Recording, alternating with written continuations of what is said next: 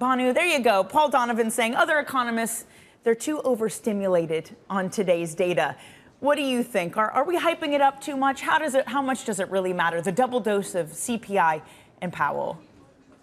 Look, it does matter, right? Because, I mean, if today the Fed changes their dots from 3 to 1, they effectively shut out the possibility of rate cuts all the way potentially till December, right? So you have a rate cut that they will not do in July or in September or in November, and so then we have to wait all the way till December, because again, November meeting comes just 2 days after the presidential election result, and it's going to be quite hard at that time to move on rates. So it does matter.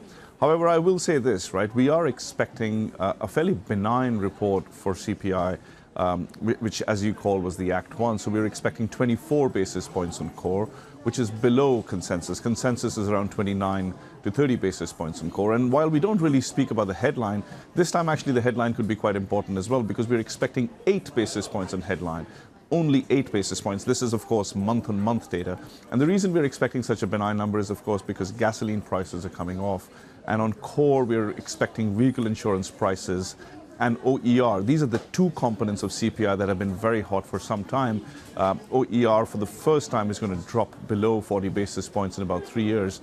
And that we think the Fed is going to have that information Tuesday night before they would have made the decision today. So we think this is going to mean, on balance, that we get 2 cuts this year in terms of the median dots, and that will be consequential. But if we get 1 cut, I think we can forget about rate cuts all the way till December.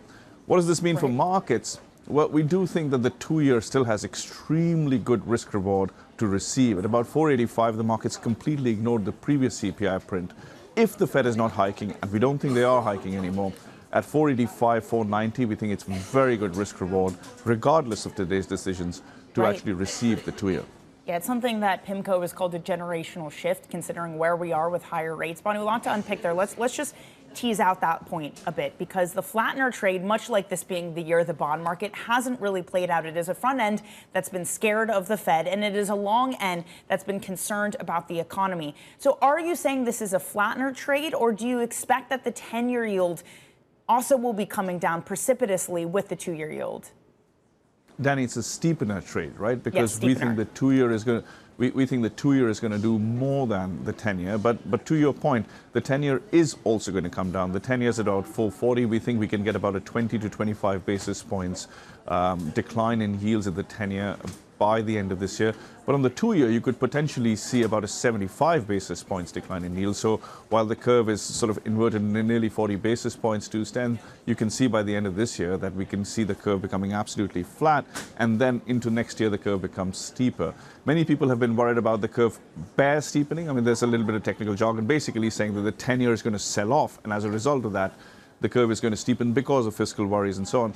And while fiscal worries are relevant, well, we think inflation or the cycle is the bigger driver. And as inflation comes down, the decline in the 2-year is going to dominate. And in fact, the gravity of the 2-year is also going to pull the 10-year lower. Less than the 2-year will move, but nonetheless, the 10-year will also come lower. And therefore, we think bond positions are fairly attractive at these levels. We would agree with PIMCO that these are good levels to buy bonds. I say that just ahead of the CPI report, and it's quite a risky time to do that. However, I do think that even if the CPI report isn't as benign as we expect, at these levels on the 2-year, and given what's priced in for real rates today until infinity, basically all the way in the forward space, real rates are above 2%. Well, Bhanu, I'll tell you why it's not as risky this time. If you look at the stats over the past 2 years, 88% of the time, 10-year yields have fallen after a Powell press conference. 2-year yields have dropped 76% of the time. That's a trend that's persisted this year. Presumably it is because Powell has this dovish bias that every time he talks,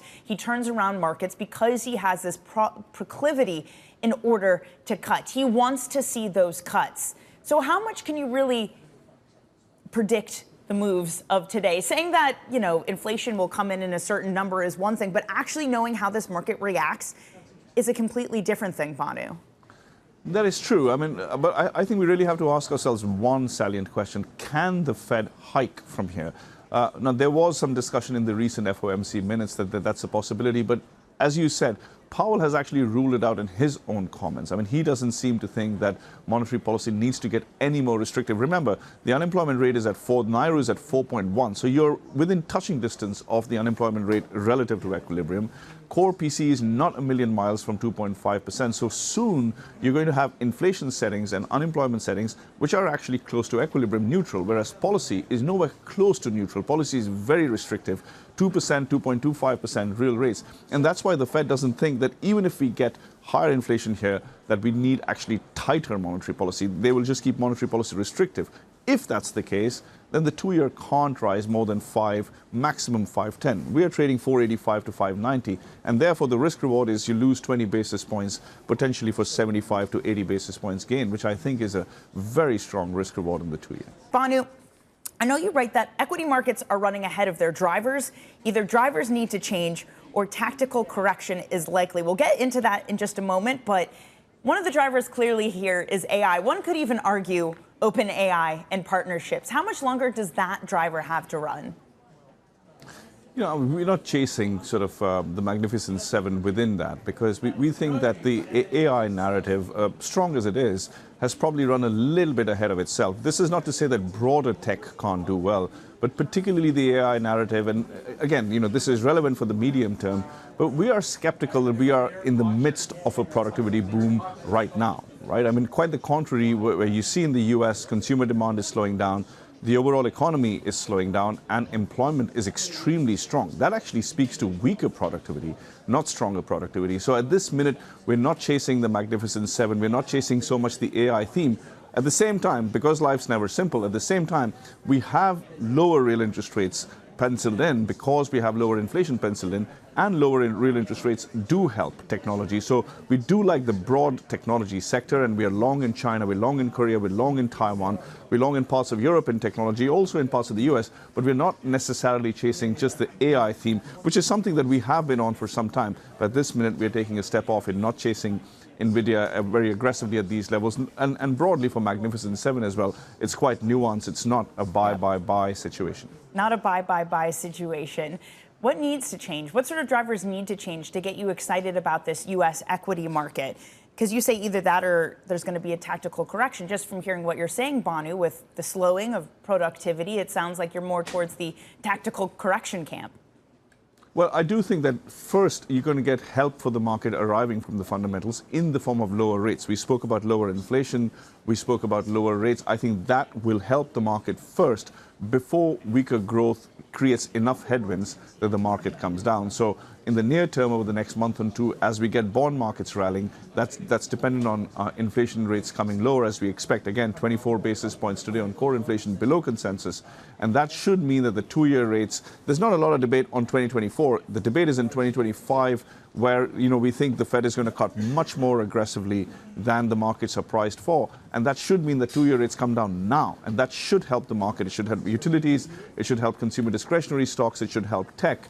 But beyond that, there are very clear signs that the U.S. consumer is tiring. So that fatigue of the U.S. consumer will mean over the medium term that earnings expectations will probably be found out to be too high, and that's when the market corrects. So interest rates help first, growth hinders second. Right, and you like European and Japanese consumer stocks over U.S. consumer stocks. Bhanu, I mean, if we had talked about this a couple months ago before this earnings season, I would have said you're crazy. The U.S. consumer keeps buying. But the earnings season did show some weakness in names like Starbucks, Walmart, people trading down. When does it get from these slight cracks in some of these earnings reports to something actually bad, something actually that points to either economic weakness or even recession for the consumer? And just less than a minute here, Bhanu. Yeah, look, I mean, let's define bad. There is no balance sheet problem, okay? There, however, is an income statement problem. Real disposable income in the U.S. is growing close to zero, and the markets are paying attention. Consumer discretionary stocks in the U.S. have underperformed staples through the course of this year, and that's what we're hearing also from all the bottom-up indicators, Nike, Walmart, Dollar Tree, and Dollar General. All of them are telling us that the U.S. consumer is fatiguing. Europe, Japan, the other way around.